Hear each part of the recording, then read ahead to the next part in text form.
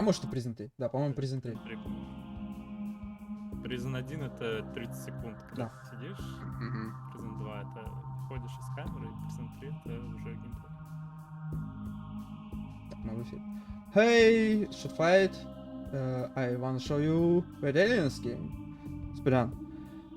Speedrun two categories. Any percent and any percent no water glitch. My English is not good and my friends commentating for the game. Rom is developer of this game. It's cool guy.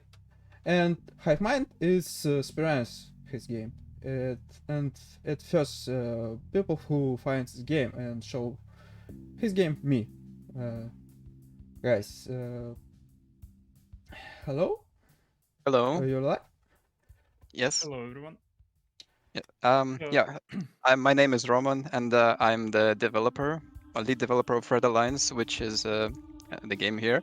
And I'm joined by HiveMind, which is who is a speedrunner of this game, along with animeliodas, who will do the run itself.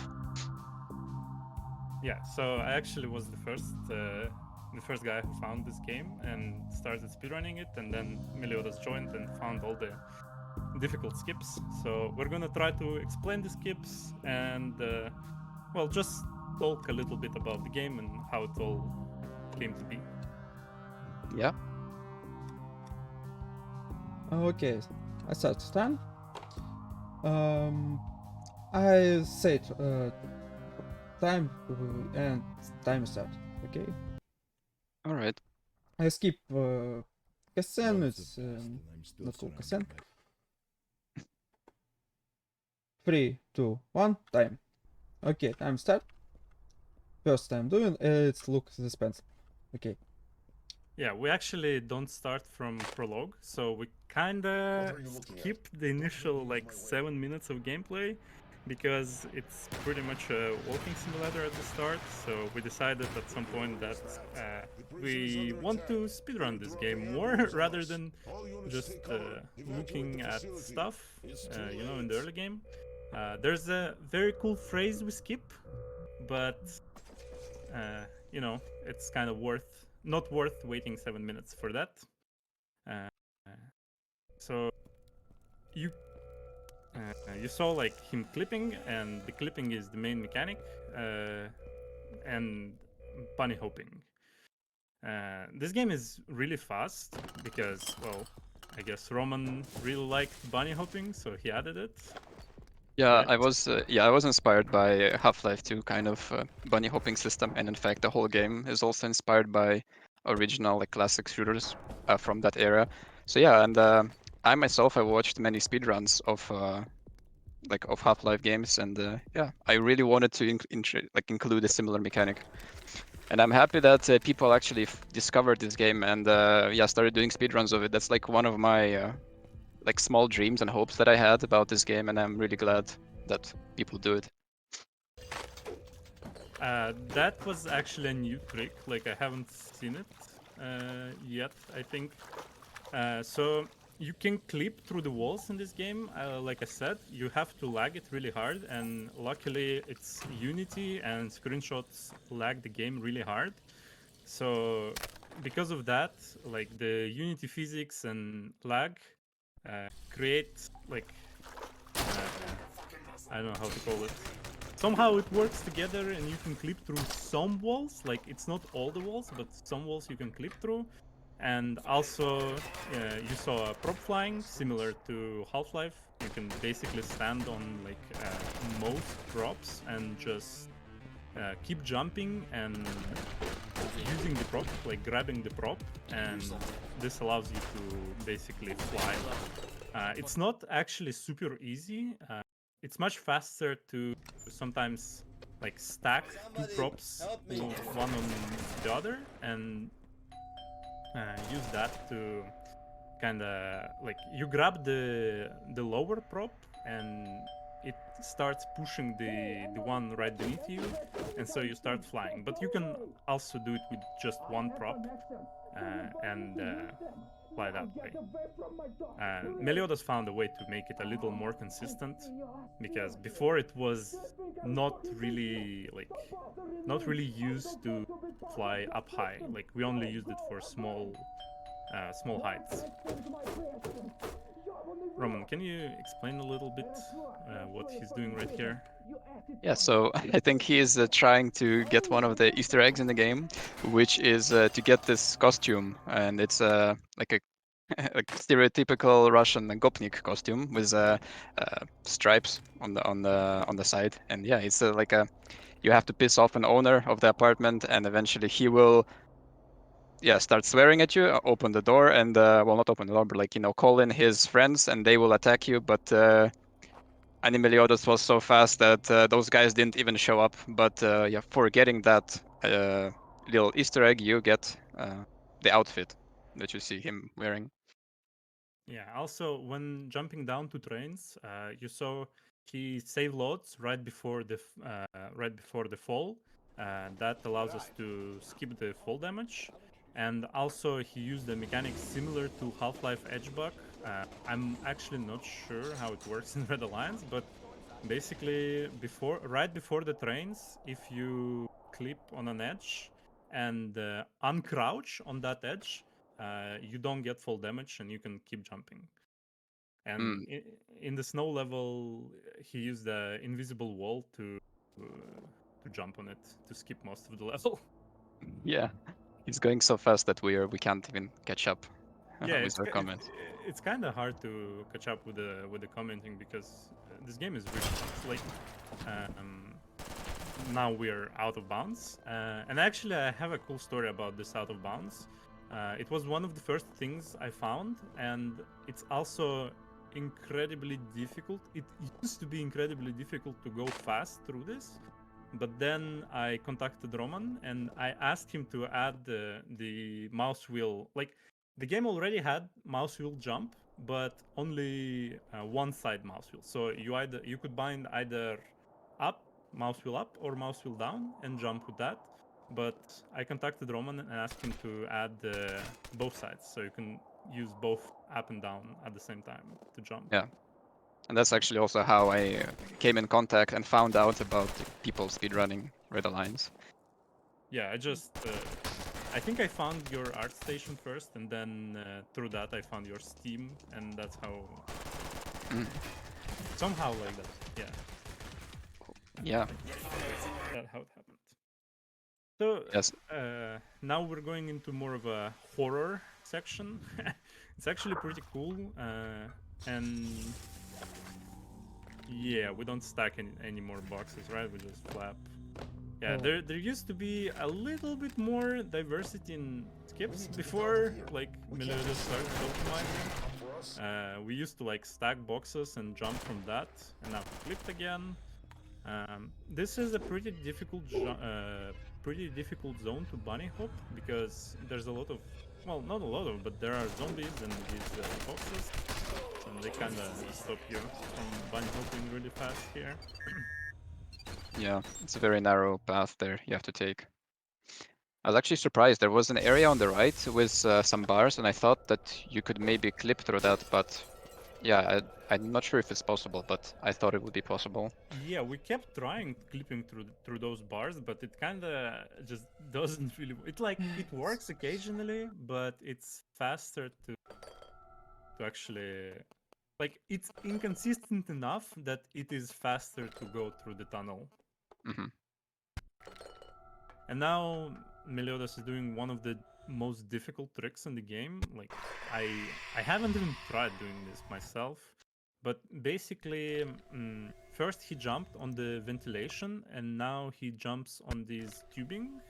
I don't know how to call Oh, it properly. yeah, pipes, I guess. Pipes, yes. And the thing with those pipes is that you can't really stand on them. Because for some reason, whenever you stand on them, the game tries to pull you down. So you can't really be out of bounds, I suppose. Like in terms of like outside of the map, out of bounds, you know? Yeah. Uh, so there are out of bounds, like non-playable areas that are parts of the maps, but there are also like out of bounds, out of bounds. And in those areas you can't really do anything. So whenever you stand on that pipe, you just get kind of stuck on it. It's really hard to walk on them. You can basically only jump on them, but in that area, if you could jump really fast, you can get through it. And that's cool. I think Right now, that's. yeah. I think like getting through those pipes. I mean, getting stuck on those pipes is mostly because the game thinks you're between the roof and the pipes because you're standing in that small area between the two objects, two colliders basically. So the game tries to push you down because it thinks that's where you're supposed to go. Yeah. Let me not spawn. Yeah, there's that vent has a what 7%? Yeah, I think like 7% chance that there is zombie will spawn there. Yeah, too bad Meliodas doesn't have a flashlight, so Yeah. My we flashlight. can see. My flashlight is broken. Yeah. Yeah, so at one point in the game, when you jump in the water, your flashlight breaks, and for that section, you will just have a blinking flashlight. But yeah, later on in the same That's... level, you will pick up a repaired one. But because he skipped that part, yeah, he now has a broken flashlight. Nice, skipping the Vortex X cutscene. And Yeah. now a cool one of the first things I found is that you can use valves without actually standing near them, so you can just use them and keep going. And here we have to use two valves to stop the poison gas from killing our friends, our resistance friends. Yes, the trick with Valve is actually I knew about its existence even before the game, but I decided that it's something that might influence the speedrunning. So and it wasn't really a serious thing that breaks the game. So I decided to just keep it a thing. And yeah, Yeah, I think most players just expect it to like you have to stand near a valve. So yeah, exactly. okay, and now is one of the coolest tricks in the game. It's a small clip from the armory area down here. This is actually the end level zone, but we need two NPCs. Well, actually, one NPC to join us, but first they're supposed to go into the armory and the cutscene starts. But if you clip here, they can just walk through the door. Sadly, again, just like my GDQ run, I couldn't time my commentary, so they pass right when I say that. But here they are, yeah. So basically, they are supposed to go to the armory and have a pretty long talk there, and then one of them goes here. You come with him, but if we clip here, they both walk through the door, end up here, and the last dialogue of the level starts. So that was a really nice find because this level is kind of long. It used to Yeah, be long. it was a more atmospheric level, I guess. Yeah. Yeah, so then uh, in this level, there is the skip that animeliodas is doing now involves breaking one of the uh, what's it called, generators or shields. Yeah, and by breaking one of them, he opens all the other paths, and you have to break a specific one for this to work. yeah. So basically, normally this is a huge arena, and you have to go one by one. Like you have to start from one, then go through the tunnels to the second, then to the third, and so on. But we found out at some point that well, you can just throw a grenade at the third because grenades go through the barriers, and if you break the third, like each all the others also break. Yeah. I don't remember if I kept that intentionally, but I wanted it to be so that you can break some of them, but I think I feel like I made it too easy to skip this level, so that's one of Well, the things I regret about it. I don't think it was the most obvious skip. Like, I think I was like just playing around with it, and then Meliodas came to my stream and like asked, "Can you throw grenade through the barrier?" And I tried, and it worked. So that was pretty fun. But yeah, it like we found quite a few tricks before that. So Yeah. now is the last skip of the game. You have to get on these pipes. So first we fly up uh, to the big pipes, and then jump here because this is the end of the game basically. The problem is, well, the doors in front of us are non-clippable. Like, it's one of the few things in the game that you can't clip through. So what we found is that you can go on the pipes and go to the elevator. That is the end of the game. But we need an NPC with us. So normally you have to kill like 6 waves of the enemies to get here.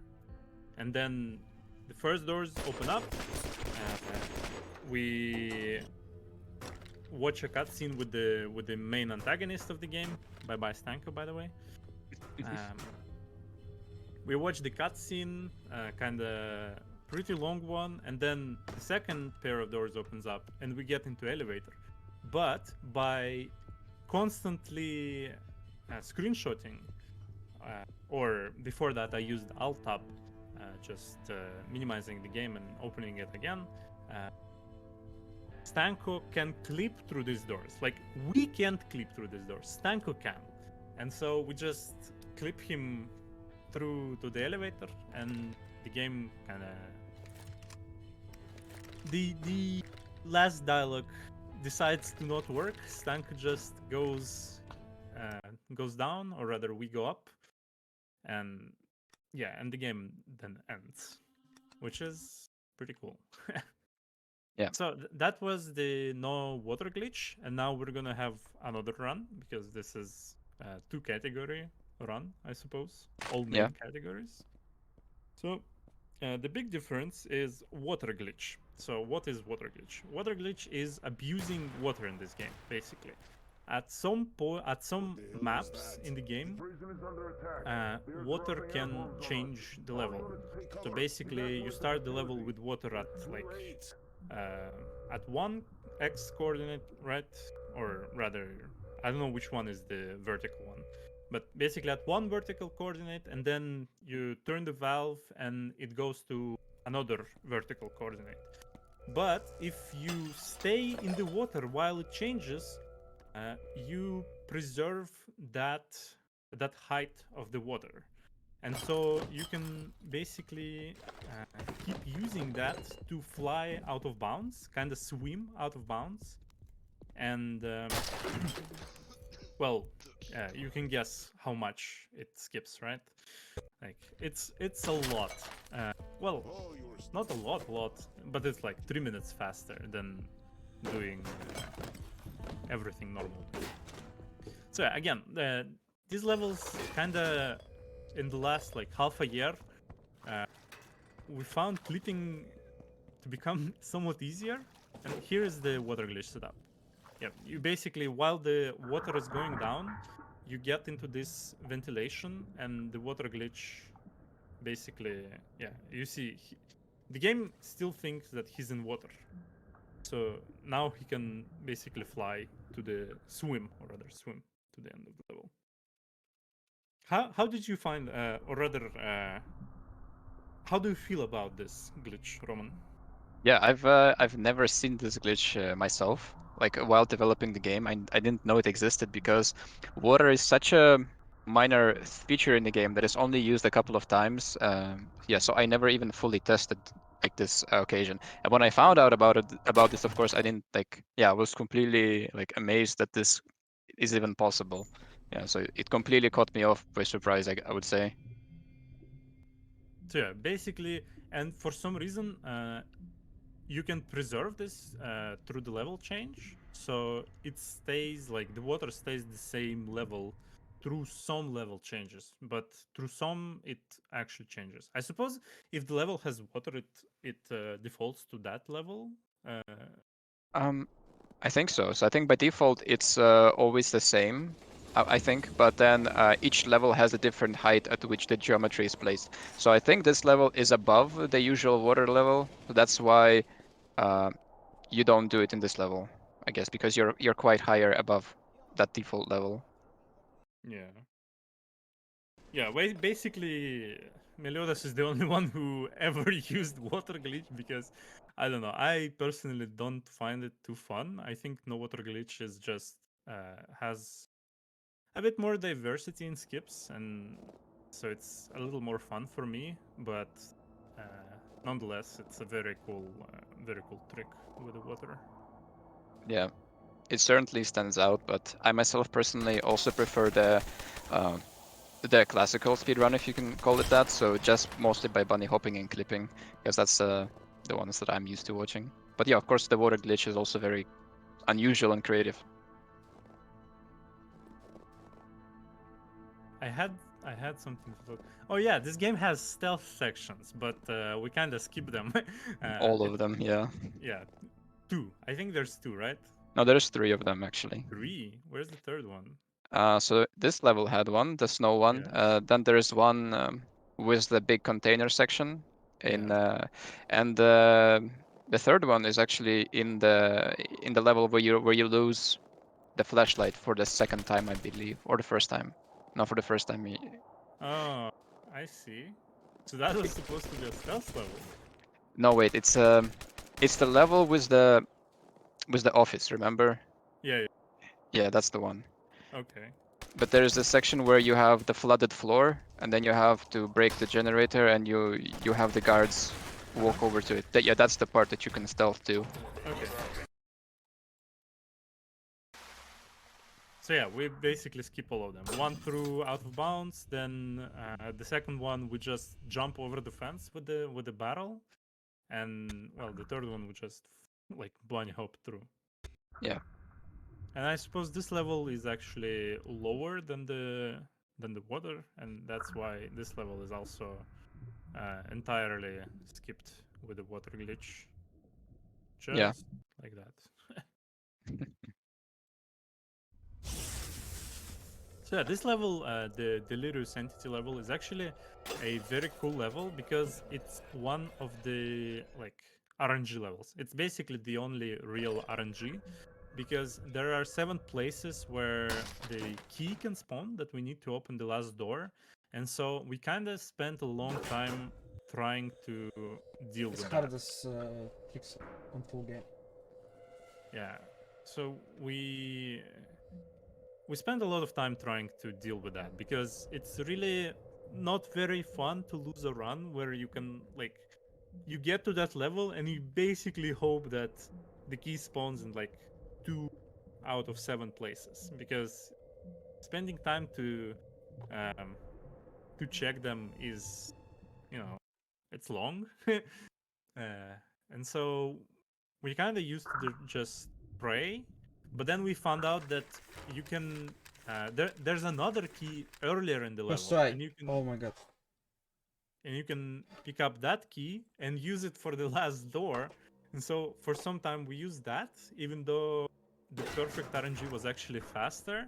And now Meliodas found like, well, the skip that you saw uh, the last run where he jumps on the pipes, and water glitch can obviously do pretty much the same. Yeah, and before entering this level, the water is not high enough to reach the end level triggers, so Meliodas used a barrel in the water, and Propfly kind of just used it to push himself to the end level trigger, which is pretty difficult, I assume. I mean, I've never done it myself, but you heard Meliodas saying first try, so I suppose it's actually pretty difficult. Yeah. So, can you tell us something interesting, something more interesting about your game, Roman? Well, what can I say? Yeah, it's been developed for a really long time. Like I started it as a hobby project when I was like in high school, and I've been developing for 6 years with a small group of enthusiast friends. And yeah, we've eventually shipped it on Steam, and yeah, it's currently on sale. If anyone would like to try to speedrun it or just to play it, I encourage you to give it a try. Yeah, and I think it's a very fun short game. Like so, it's yeah, very much inspired by classic like old school shooters like Half-Life and Fear, and yeah, I like to play games like this personally. Yeah, I also enjoyed it a lot, surprisingly. Like I was not expecting to enjoy it, to be honest. When I first saw it, I was like, well, this could be a cool speedrun, and then I started playing it, and I actually enjoyed it, even though on my first playthrough I I already absolutely started looking. randomly touch custom triggers. Uh, It's his keeps custom. Oh, you're trying to exit the level before the Yay. cutscene, I suppose. Oh, Well, but you, you still need the both NPCs to get into the room, I suppose. Yeah, well, Meliodas is the only one who actually knows how water glitch works, like, and knows the run because I only like saw it a few times. Uh, I know in general how the glitch works itself, but I never actually done the run myself because, as I said, I prefer the other version.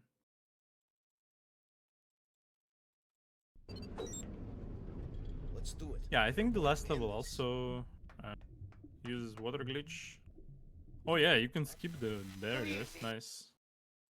You can just swim to the end level quicker. Nice. yeah. I'm curious, like, how does this part play out? Do you also just swim to the end? Yeah, I think he just swims to the end and then waits for the Stanko to clip. One other thing with water What glitch I'm doing? is that Let's do the it. water. I'm going to end this. Oh, nice. Wrong load. Oh, So one other thing with water glitch that is also important is that the water still works like water. Like you can die in it. You can basically choke yeah, in you the can water. drown.